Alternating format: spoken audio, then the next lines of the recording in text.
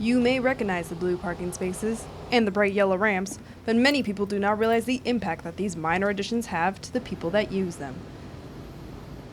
Luda is a graduate student and has come across some issues on campus, as well as the surrounding areas like the sidewalks on Nordhoff Street. That's my biggest concern, is not having ramps to get off the sidewalks and wondering, oh, well, do I have to go on the street? Am I safe here?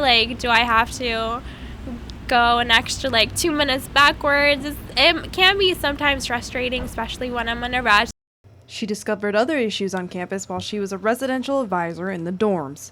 She says she could not go through every building because of a lack of elevators.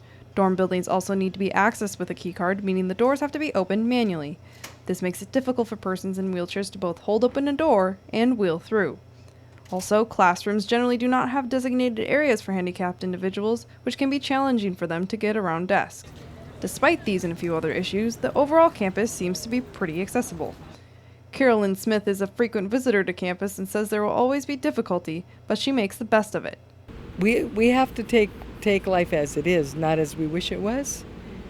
And the same thing goes for some accessibility, because you're going to run into older buildings that have not been retrofitted.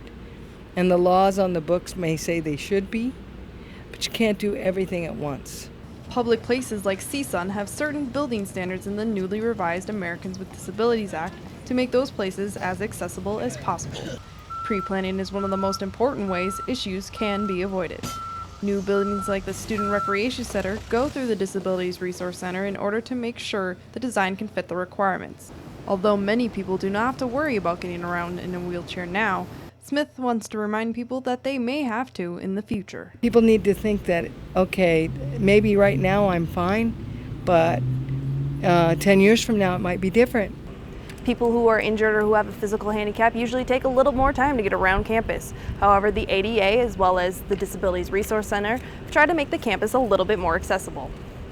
Some of the steps they've taken have included doors that open with the push of a button. At CSUN, Emily Davies for Valley View News.